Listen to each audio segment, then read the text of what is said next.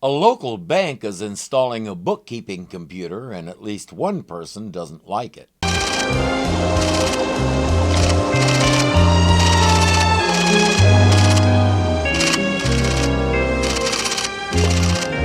just can't believe this metal monster can do everything I can do. You're a fine bookkeeper, Margaret. The CompuCount's handling of our funds will increase the bank's efficiency by 80%. I'm sure that's a great comfort to the lady who's losing her job. I was in this position once. I'd been working for this computer shop in Arizona, and it wasn't until I had been there for a while that I realized the owner had some creative ways of dealing with financial matters. Translation, I found out he'd already reorganized the outfit once so he could cut out a partner that he didn't like. Then one day he called all the employees together and announced that he was going to be reorganizing again. That involved firing his entire sales staff, which included me. He assured us that the company would be all right and would continue to operate. As we left the meeting, a buddy and I looked at each other and said, "Why do we care if the company continues? It won't help us any." This guy is equally wrapped up in his own stuff to the point where he thinks she should care about the bank's efficiency once she's not there to do it. The technical term for what these guys have is craniorectal inversion. Right, Arnold? That's right, Mr. Sanders. When I transfer the books on Monday, almost all of the accounting will be automatic. We've got to change with the times, Margaret. Anyway, after all these years, you could use the rest. Does she want the rest? She's worked faithfully for most of her adult life and will learn that this bozo doesn't even have a pension for her. He'll kick her to the sidewalk with a hearty thank you and an equally hearty don't come back. Oh, Miss Carlson. There are some things this computer can't do. That sounds like a threat. What does he mean?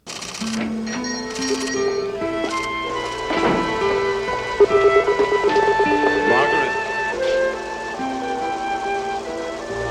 Monday's only 3 days away. Why are you doing this? Greed.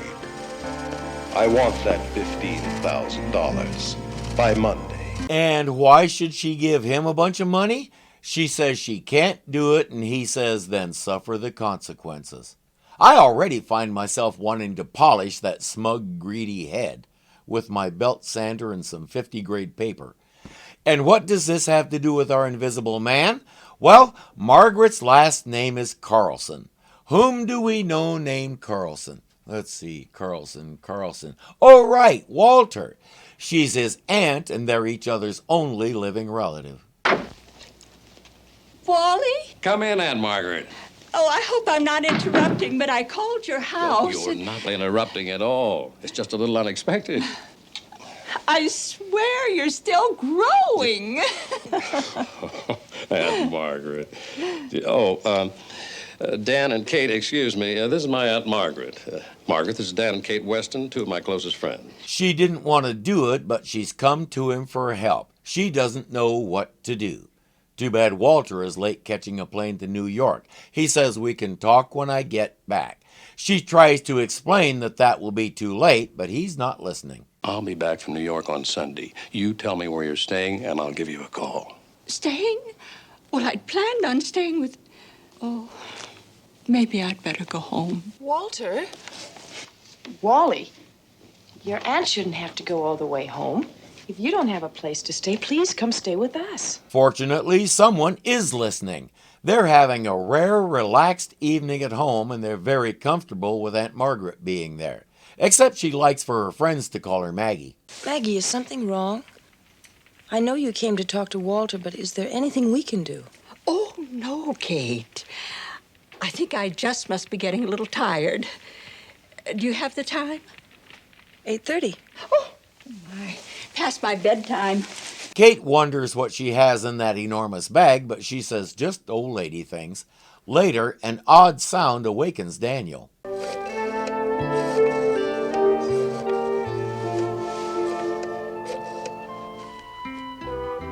Taxi? Yes. I will want a taxi cab.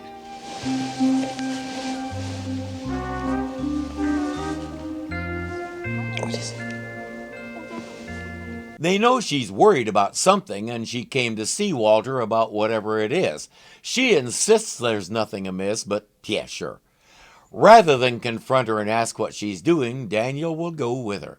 He was sleeping with his mask, his hands, and some socks on just in case, but it looks like he won't want them after all.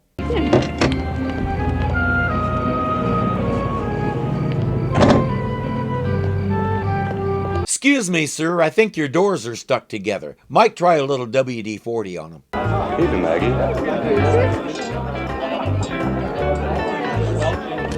Hi, Maggie. Hi, Mickey.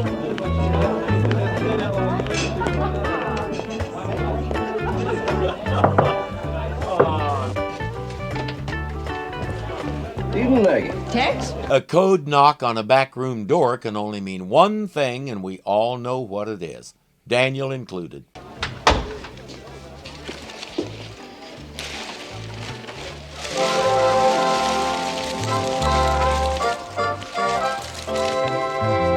right, gents. And Maggie, let's play poker. She said she had old lady stuff and pin money in that bag. Old lady pins must be really expensive.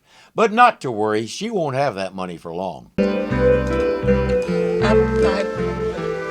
500. See you, Maggie. And up 5.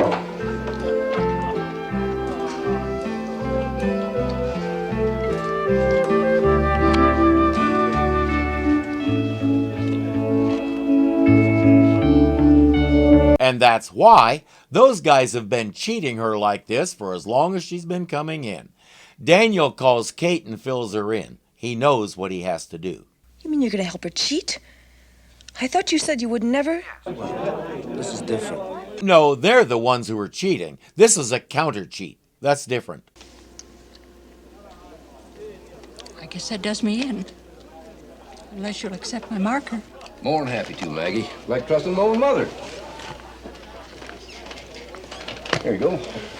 She writes out a marker for $10,000. The hand proceeds.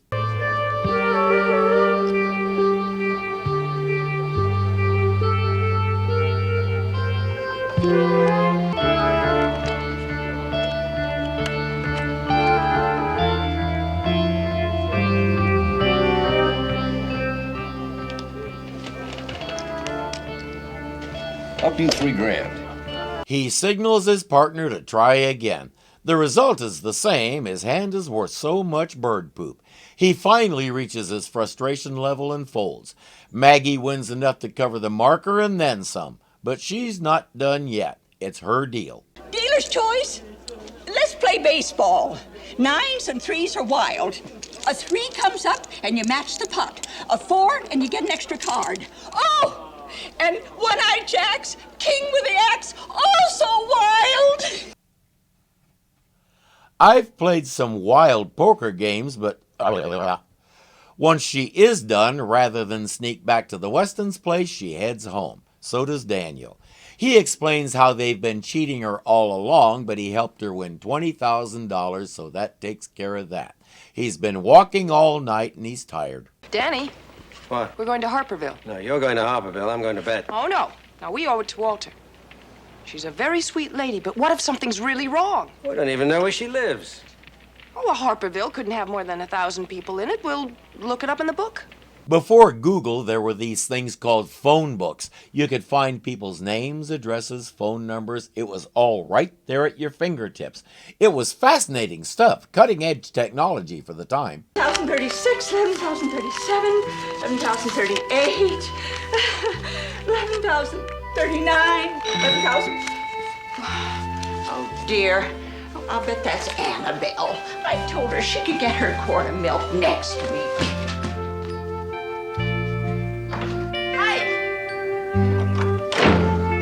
I wish I could just let this run because it had me laughing myself silly. Let's try this.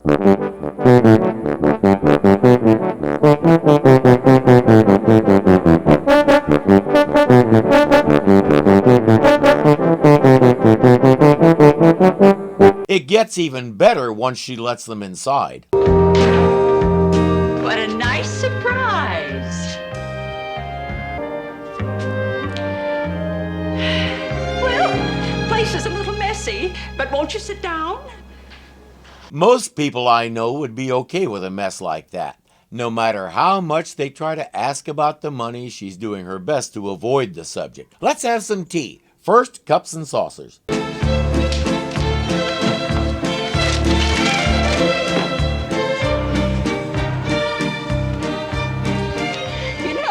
I was going to call you this morning about last night. You see, it was my oven. I remembered that I'd left it on, and I just had to get home. That may be one of the most cliched excuses ever. It became a joke for television comedians to use in stand-up, sketches, you name it. If she's falling back on stuff like that, she's close to giving up. Maggie. Kate, would you like cream and sugar? Oh, nothing, thank you. Maggie, what about all this money? I have tomato juice, if you'd rather. That might come in handy if the money gets sprayed by a skunk. Otherwise, let's quit dancing. Maggie, the money. Money? Yes, the money. It's falling out of the china cabinet. It's coming out of the closets. It's everywhere. We know about the poker. You do? That's that. She's broken. But where did you get the money to begin with? You won't tell Wally, will you?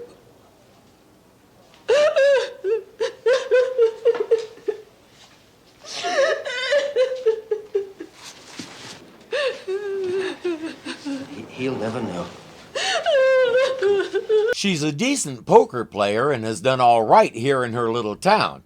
But someone suggested she should go to the big city and play. She could make some real money there. She had to do something because the bank is phasing her out in favor of the computer and she has nothing to live on.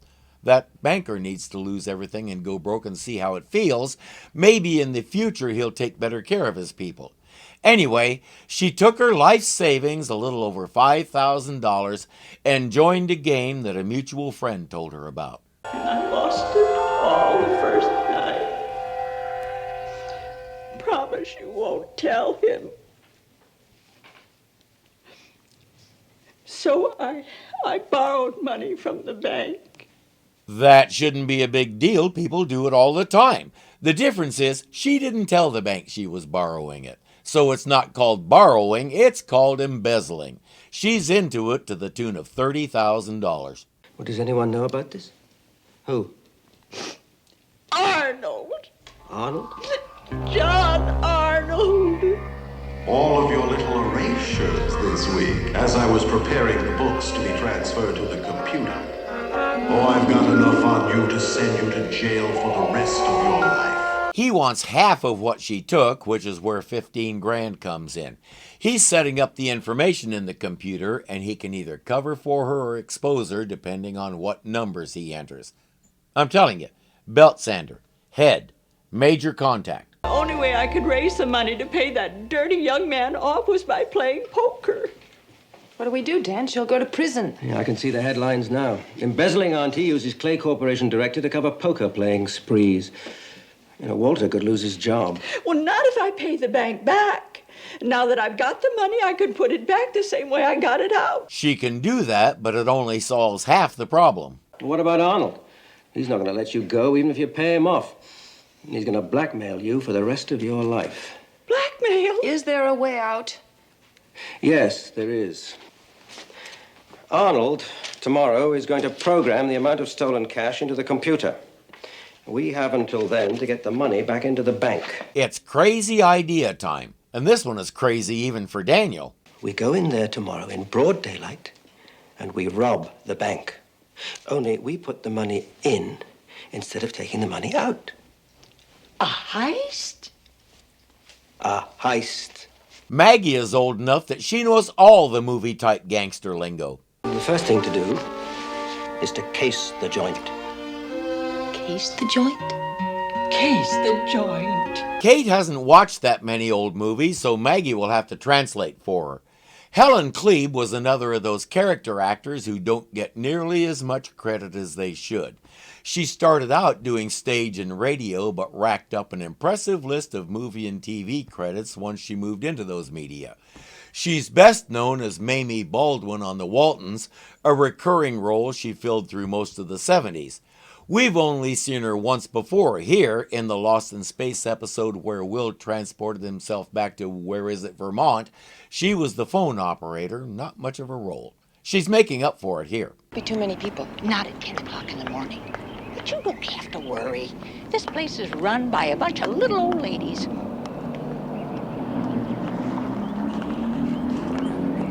What about the alarm system? Silent. Good morning, Mabel.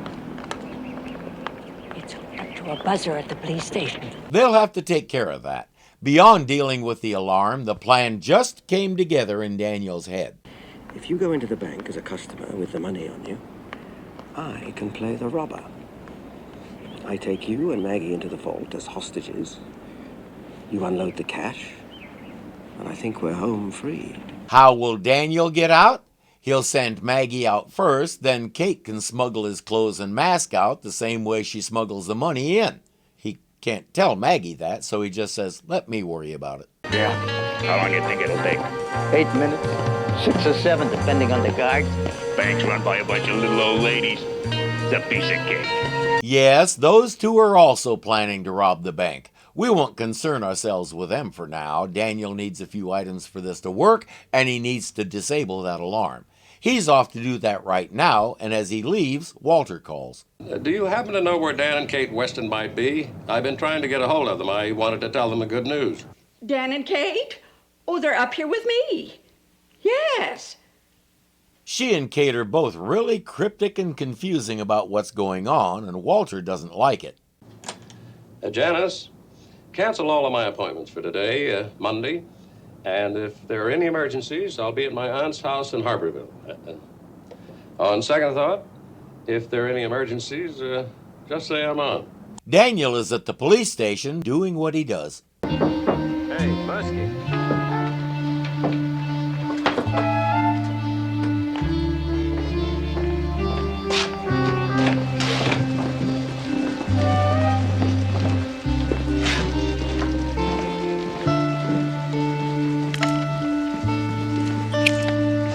That was easy enough. Maggie can't figure out how he did it, but she'll have to contemplate it later. Someone's at the door.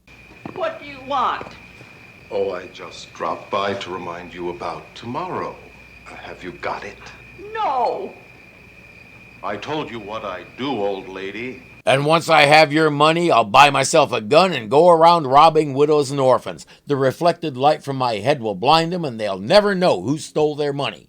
You want to rot in jail? Die there. You're a dirty little man, and I'm not going to give you 1 penny. You want trouble? You've got it. You get out of my house. Get out! You get out! Get out! Get out! I wish she had slapped him, but he knows what kind of person he's dealing with now. Basically, she's saying, do your worst. Sending me to prison won't get you any money, and that's a good thing.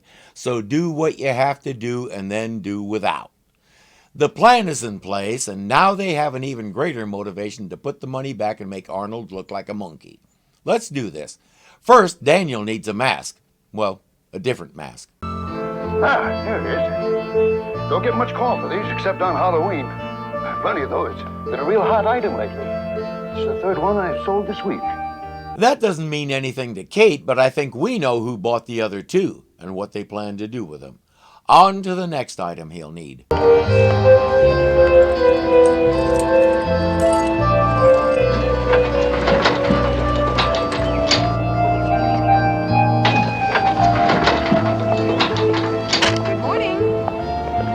Morning, ma'am. Kate doesn't like him using a gun, but he has to make it look good.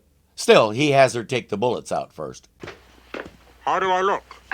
Charming. I don't think my mother would approve, though. It doesn't fit as well as his other mask, but that's probably a good thing. It can help muffle and disguise his voice. Maggie is at the bank reporting for work. Miss Robinson. Last chance. You will reconsider. Never.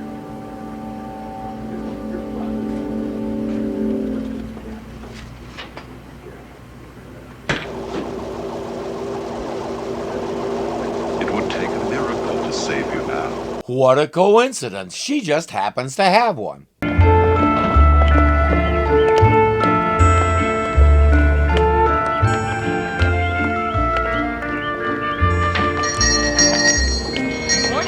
morning. Good morning. May I help you? Speaking of miracles, that happened fast. All right, everybody, this is a stick-up. Aha! Come on, you. Down on the floor. Here. Lucky for Daniel, that holster wasn't loaded. He gets everybody face down on the floor. On the floor. Move. I don't think I can lie face down on the floor. All right, you come with me. You two. All right, take me to the vault. Fine, everybody but those two. Hold it.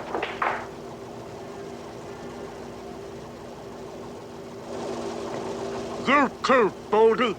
On the floor.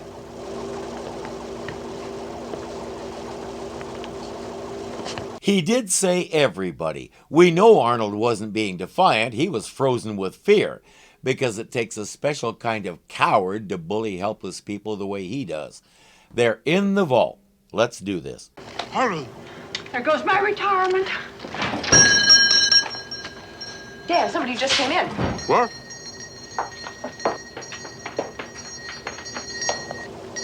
And Margaret?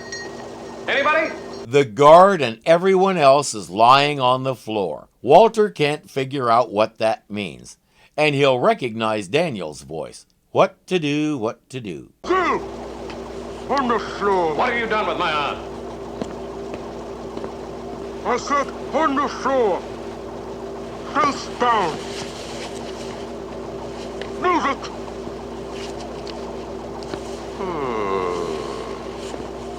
Maybe he won't recognize Daniel's voice. Back to work. Help me, I need some help.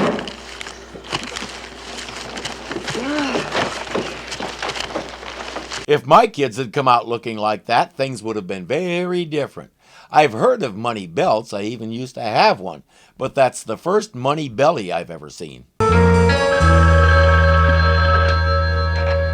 Harborville Police, Mirsky. Yes, Mr. Sanders. What? The alarm in your house went off. No, sir, ours didn't ring here at all. Maggie didn't know about that one. Mirsky will gather some cops and head over to the bank with lights and siren blazing. All right, freeze. This is a stick-up.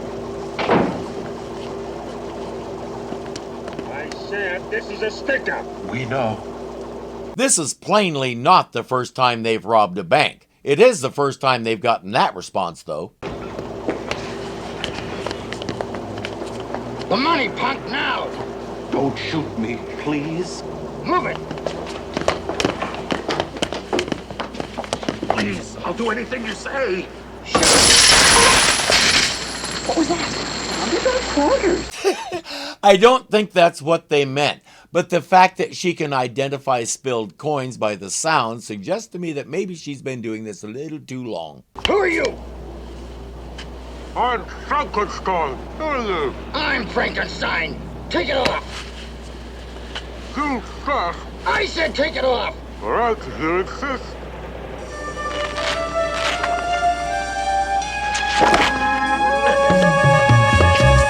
Daniel takes down the robber and goes to see what's going on. What is this, a convention? You got the cash?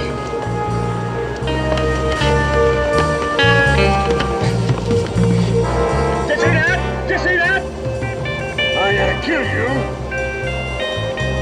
I'm not sure why Daniel didn't jump the guy while Walter was doing that, but he didn't.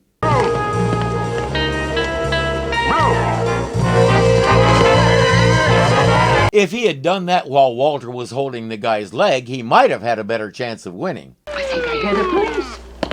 Where's Danny? Danny, come on, we need some help. What is this? It's the cops.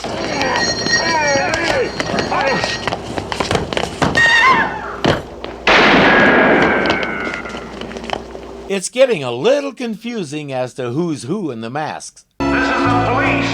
Come out with your hands over your heads. Danny,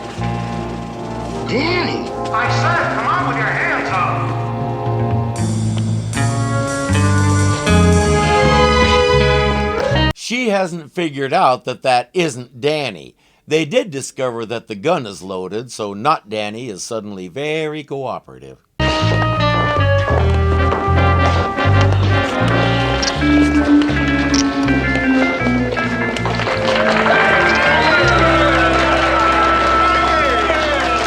Now let's see who they are. The sergeant has his cops start removing masks. Kate is trying to tell him that he shouldn't take that one guy's mask off, but Mirsky isn't listening. This man has been in my bank for a week installing a computer. A hoax. He was casing the place for a robbery. Guess what Daniel was doing while Arnold was unconscious? And what's his defense gonna be? I wasn't robbing the bank. I was robbing an innocent old lady who made a mistake. I see a lot of silence and a plea bargain in his future, and Maggie is free of him once and for all. And that's not the end of it. As long as the bank's in operation, Maggie Carlson will have a job. She is a courageous, trusted employee. Considering everything that's gone down, maybe the computer thing is a bad idea. But Maggie may not need the job. Once Daniel explains to her how those guys were cheating her, all she has to do is go back and make a rule: hands on the table at all times. Hand moves off the table, player automatically folds and loses. In a fair game, there's a good chance that by the time she's done taking them to the cleaners, she can buy the bank. I wonder what Wally would think of that.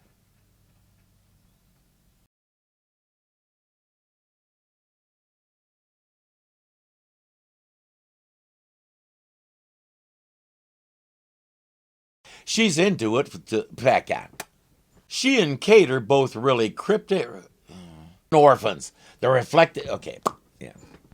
Do your worst. Send me to have one, but that's the first. Come on. She's best known as Mamie Baldwin on the Waltons, or don't bite your tongue.